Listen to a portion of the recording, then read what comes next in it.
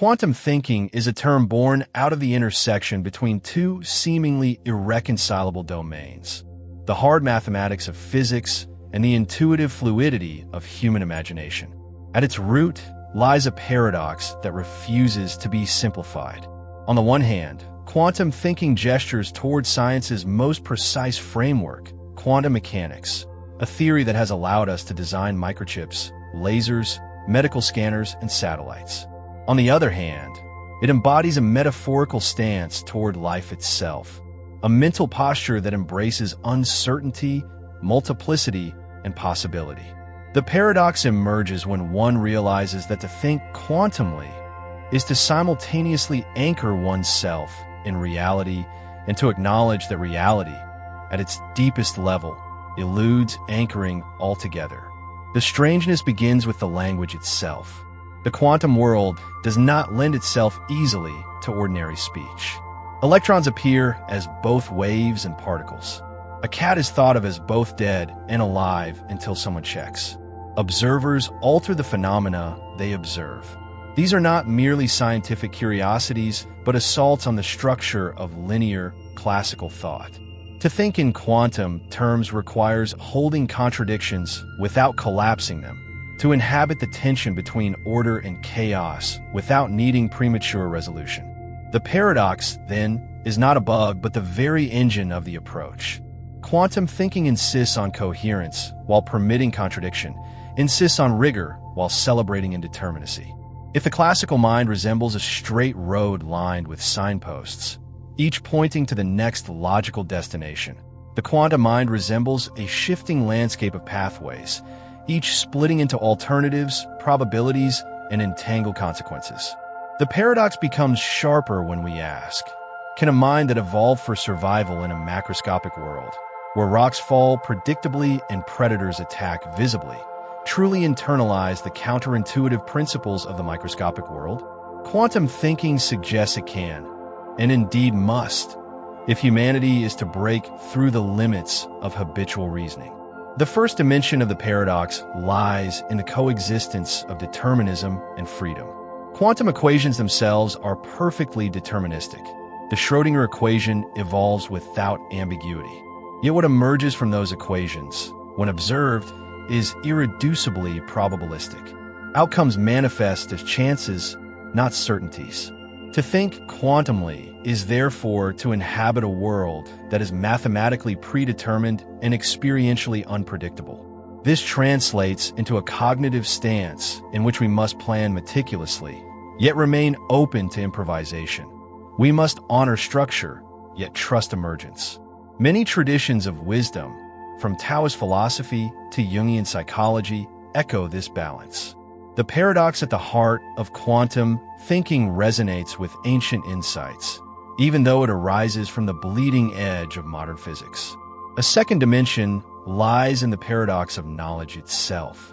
Quantum mechanics tells us there are limits to what can be known simultaneously, the famous uncertainty principle.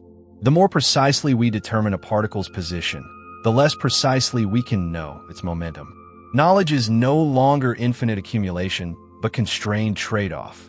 In human terms, quantum thinking means acknowledging that pursuing total clarity in one domain inevitably clouds another.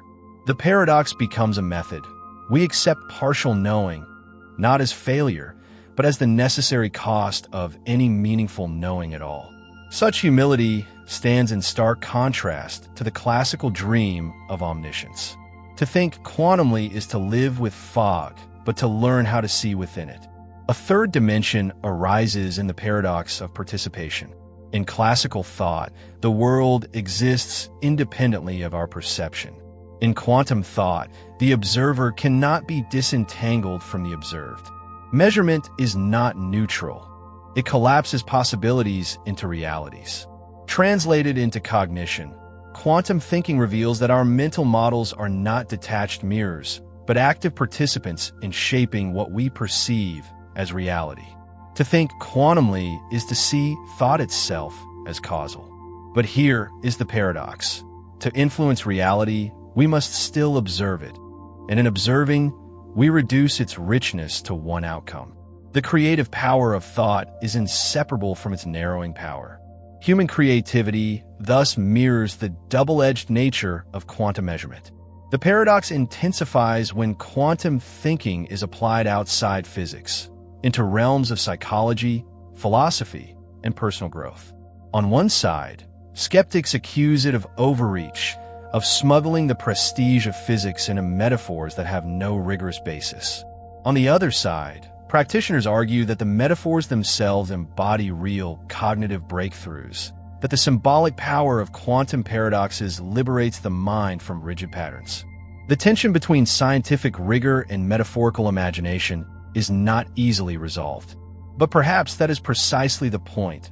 Quantum thinking thrives in paradox, not in resolution. To understand the paradox at its deepest level, we must look not merely at the mechanics of particles, but at the nature of thought itself.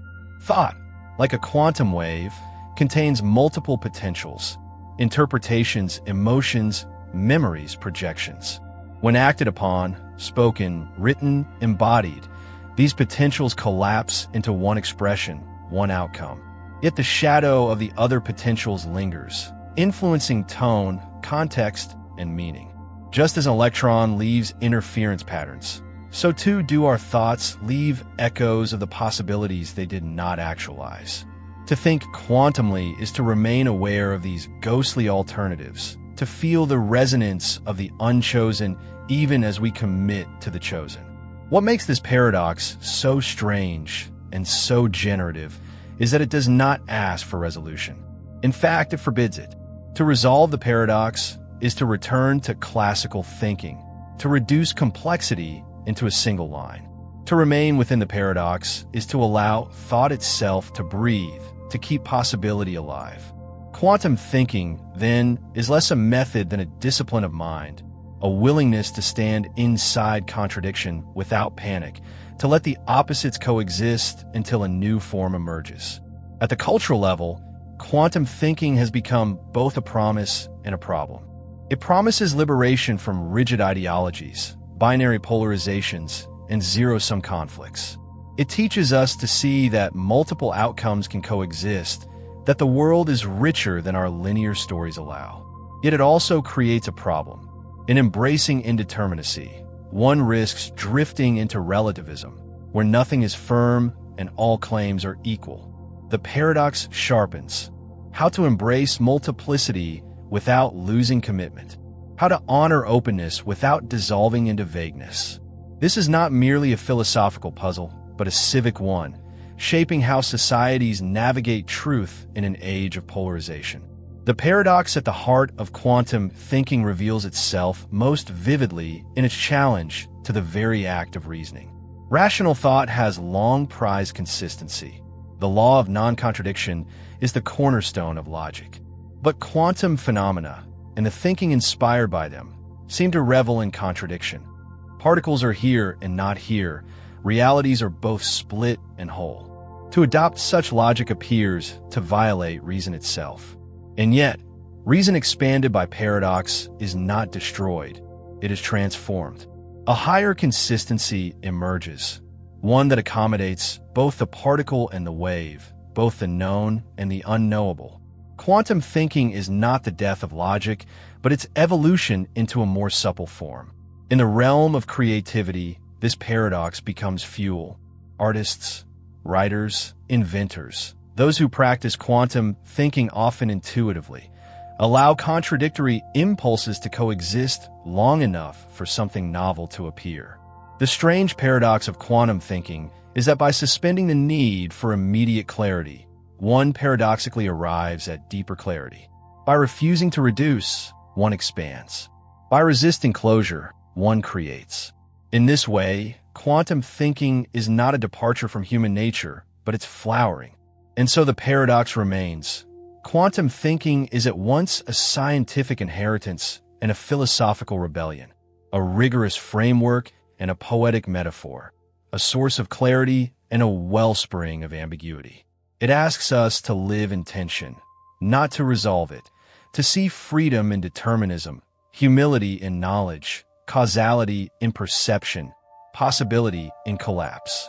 The strange paradox at the heart of quantum thinking is not an obstacle to be solved, but a gateway to a different order of mind. The paradox of quantum thinking also reveals itself in a human confrontation with time. In classical thought, time is an arrow.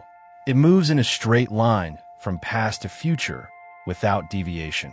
In quantum frameworks, however, time becomes ambiguous, even reversible. Equations work equally well forward and backward, while certain interpretations suggest particles can influence events retroactively. The paradox here is that while our lived experience insists on linear progression, the quantum world hints at a subtler tapestry in which cause and effect weave in patterns not bound to sequence. To think quantumly about time is to accept that memory and imagination, past and future, can be entangled in the present. The paradox deepens. The more we cling to chronological certainty, the less we glimpse the richness of time's hidden dimensions. This temporal paradox reverberates into psychology. Human beings do not merely recall the past or anticipate the future. They construct both actively in each moment. Memory is reconstructed, never static. Expectation reshapes perception. Quantum thinking, when applied here, challenges us to recognize that the future is not just an endpoint awaiting us, but a probability field co-created with our present choices. Yet in living this way, we face contradiction. We must commit to concrete actions while acknowledging that those very actions alter the probabilities we thought we were navigating. The paradox is that freedom grows only from commitment, and commitment arises only within uncertainty. At the heart of the paradox lies identity itself. The self is not a fixed particle, but a fluctuating wave of possibilities. Each role we inhabit, parent, worker, dreamer, rebel, collapses into expression depending on the situation observed. But like a quantum system, we are more than any single expression. We remain the superposition of all our potentials. The paradox of selfhood in quantum thinking is that identity is both utterly specific and infinitely open, simultaneously a distinct being and a cloud of becoming. To live quantumly is to recognize the self not as a static noun, but as a verb in motion, always collapsing into momentary definition, yet never exhausted by it. Paradox also governs the relationship between order and chaos. Classical frameworks strive for predictability, to impose structure upon a wild world. Quantum frameworks reveal that unpredictability is not an intruder, but a constitutive element. The paradox is that stability is born not from erasing chaos, but from dancing with it. In human systems, families, organizations, nations, the quantum lesson suggests that resilience comes not from rigid control, but from flexible openness, from allowing multiple trajectories before collapsing into decision. This is counterintuitive in practice. Leaders crave certainty, societies seek stability. Yet the paradox insists that the deepest stability arises from embracing instability. Quantum thinking asks us to release our obsession with total control, not to fall into disorder, but to find harmony within turbulence. Even spirituality is not immune to the strange paradox. Mystical traditions across cultures have long spoken of unity and multiplicity, emptiness and fullness, silence and sound. Quantum thinking resonates with these paradoxes, suggesting that ultimate reality cannot be captured in one image alone. Is the universe random or purposeful, mechanistic or alive? Quantum thinking replies, it is both and neither. By suspending the demand for a single narrative, it echoes the paradoxical wisdom of mystics who claim that truth is beyond contradiction yet revealed through it. The paradox at the heart of quantum thinking thus becomes not merely intellectual but existential, to live without final answers while still finding meaning in the act of questioning. There is a danger in this paradox, however. Without care, the allure of quantum metaphors can become a trap, a way to justify vagueness, magical thinking, or pseudoscience. The paradox intensifies. Quantum thinking demands openness to possibility, yet also demands rigorous discernment. To mistake metaphor for fact collapses the field too soon, distorting its richness. To cling only to equations without metaphor collapses it equally, starving the imagination. The paradox is that truth lies in neither extreme, but in the delicate oscillation between them. Quantum thinking requires both the humility of science and the audacity of art, the precision of mathematics and the expansiveness of poetry. Paradox also shapes the ethics of quantum thinking. If reality is participatory, if observation alters outcomes, then responsibility shifts. We are no longer detached spectators, but co-creators. Yet here lies the contradiction. Each of us influences the field, but none controls it absolutely. The paradox is that we are both powerful and powerless. We can nudge the probabilities, but never command the certainties. Quantum ethics, therefore, demands a stance of engaged humility. Act as though your choices matter deeply, yet recognize that the world will remain irreducibly beyond you. This paradox of agency is perhaps the most difficult to live, for it asks us to be both creators and servants of reality. The paradox becomes even more pronounced when applied to collective consciousness. Societies are superpositions of narratives, ideologies, and identities.